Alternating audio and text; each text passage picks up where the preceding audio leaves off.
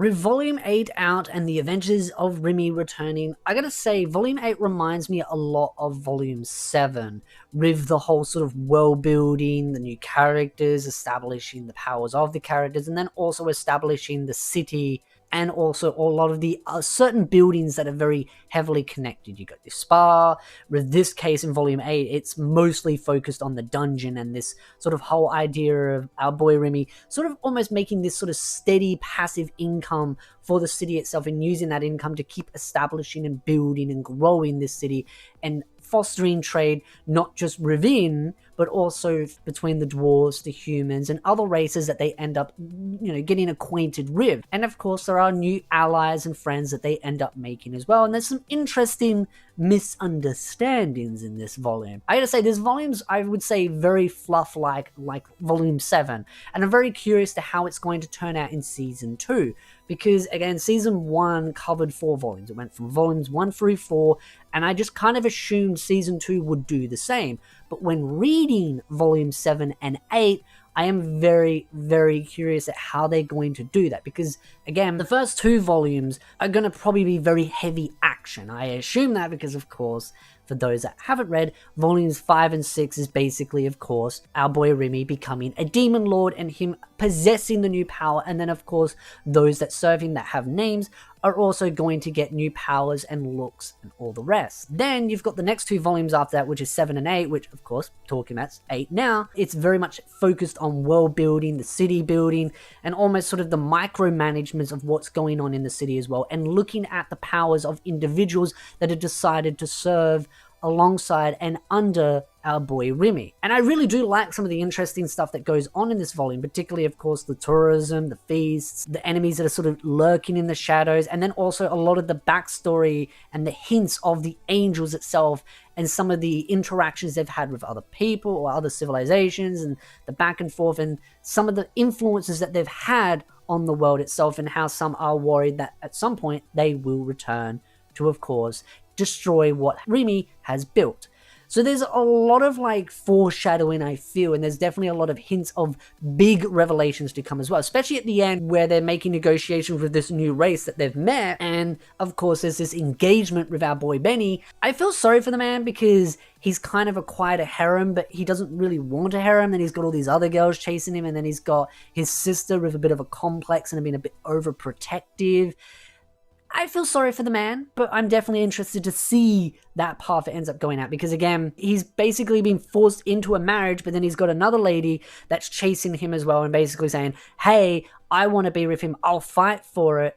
And so he's sort of the meat inside of the sandwich. He's been forced to sort of have to deal with this sort of dilemma, while also his sister is also sort of another wedge in that issue as well. It's not like there's a weird sister complex, but his sister is a bit protective of him and trying to make sure that he doesn't steer down a bad path. The other thing though too is that Remy also gets rid of the idea of harems, because the single marriage system that he has put in place, that is another part of the sort of overarching thing with the volumes itself. So again, it's not like our boy Benny can technically marry both, but I do feel like something's going to change later on that might end up allowing him to probably marry both. I have a feeling he's going to end up marrying both. I will say, though, I really love some of the art that's in this volume as well, and some of the character designs, and I'm really looking forward to seeing it in Season 2, because some of them just look really, really awesome, and I kind of want to see what they look like fully fleshed out in an anime format with colors and everything, because you don't get to see all the characters in the sort of front covers or in the sort of first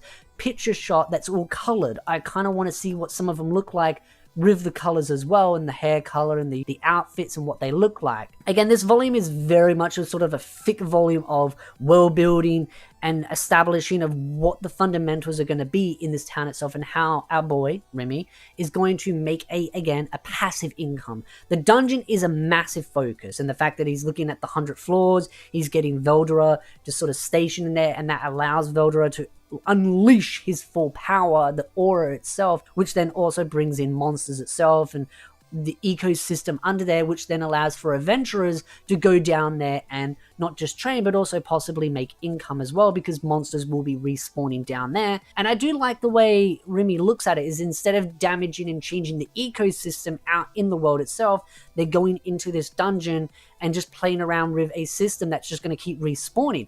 It's a really clever way of basically creating a dungeon that has a respawn rate. Because again, these monsters are just going to kind of reappear due to all the mana molecules and everything ongoing. And Veldora is a major part in that as well as our lovely little fairy that was introduced earlier on. And then, of course, the other influences and the helpers that are all part of it. There's so many characters in the light novel series and the anime, but so many new characters get introduced throughout these next 4 volumes that are going to happen after season 1. And I'm just sort of doing a comparison because, again, I'm really fascinated to see how season 2 is going to do this. I actually kind of speculate that season 2 is going to skip over some stuff in volume 7 and 8, which I understand. It'll be a bit disappointing, but I understand why.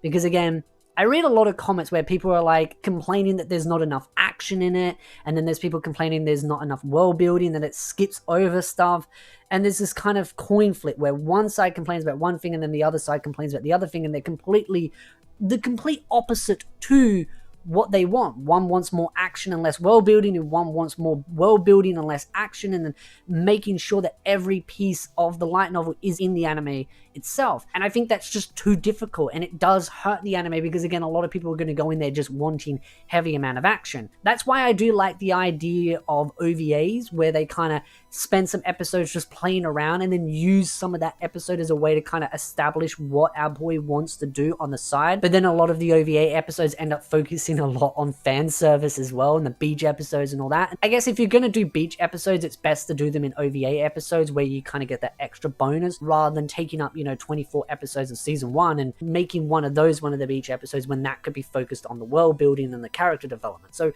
I understand that from that perspective.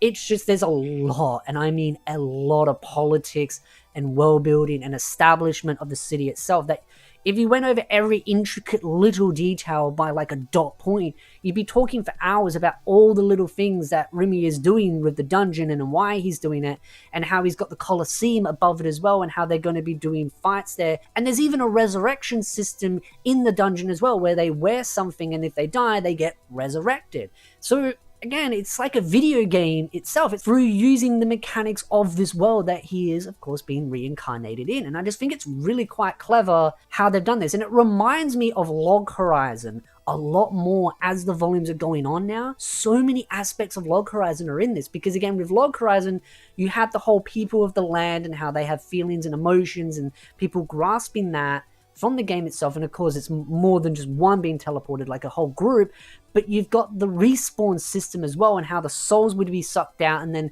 sort of regurgitated back into the system, and that's how respawns and dungeons would function, and that's how you would make money and items to keep pushing the adventurers forward. In this case, it's very much Remy is making that system from the ground up with a dungeon format, and using very powerful individuals that have that mana aura to influence and create that ecosystem. And I just think it's super clever way of doing it, and I'm interested to see how it ends up playing out. It almost just kind of makes me wish there's like a Slime actual PC game, because again, PC lover. I'd love to see a system like that where you could just have like a dungeon crawler. And again, it's 100 levels, and he even says in the volume itself that he assumes no one's going to get further down, because again, Veldora has such an aura that it's just going to sort of make things difficult for the adventurers. But it would be kind of interesting to see if they do end up getting down there. I did love the way he was trying to make a forest biome, and then the forest biome got out of control because it kept sucking up all the mana and the molecules coming off of Velda, and it just ended up making a bigger problem. And then of course he ended up having to send someone down there, and then you got our new cute little fox that's been added into the cast as well, and how he gave it a name, and he's like, okay, I've got this down packed, I'm not going to feel withdrawn, I'm not going to lose all my mana energy put into this. And then he almost faints. He doesn't, but he almost does. He uses a lot of his power, and again, that little bugger of a little fox is quite powerful to say the least. So it just, again, I absolutely love this volume, but at the same time, I am concerned that a lot of this volume is going to be skipped over. The same with volume 7. So it does make me wonder if they'll end up doing more than 4 volumes in season 2 because of that. Again, I'm curious, because again, if you look at the trailer for season 2, they show a lot of the ceremony for becoming a demon lord and how Remy ends up getting to the town and everything goes bad. But I'm kind of wondering if maybe volume 9 and maybe 10 might be in season 2. I'm just curious at how much they're going to take from volume 7 and 8. But I'd love to know your thoughts in the comment section down below. What are your thoughts about volume 7, 8, the 2 previous volumes, again, the whole collection, the 4 volumes, and how much of that do you think is going to be put in season 2? Do you think they're just going to do 4 volumes, or they're going to do maybe more? Again, with season 1, in the first 4 volumes, there was a lot of action and a lot of major big developments and power-ups, so it was understandable why they grabbed a lot of it. But again, each of the volumes is quite thick. I mean, volume 8 is quite thick, and so is volume 7, but then the rest are as well. So there was a lot of stuff that was skipped between the first 4 volumes in season 1. It was just, I feel like there might be more in volume 7 and 8 that might be skipped. Again, the 2 previous volumes, which will be 5 and 6, I think are going to be mostly in the anime itself. But again, I'd love to know your thoughts. What did you think of the new characters introduced? What did you think of Benny's love triangle issue ongoing? What did you think about the Palinsms themselves and the influence that the other demon lords are having on Remy and his town? Because it seems to be just the cast of characters is growing and growing and growing. He's acquiring new powers. He's acquiring new skills. He's acquiring, I would say, new assets in people that he can use to help build the town and help those around him. He's getting, new pieces of gear that have some benefits, some strengths and weaknesses. Some of them he's not going to use because some of them have some really bad diminishing returns, like sucking up all your energy and basically making you collapse and turning you into like a self-destructing individual, just blowing up. But I'm very curious to see what of that ends up getting put into the anime. But again, love to know your thoughts. But if you like this video, hit the like button, subscribe for more anime content, and I will see you, beautiful nerds, in the next video.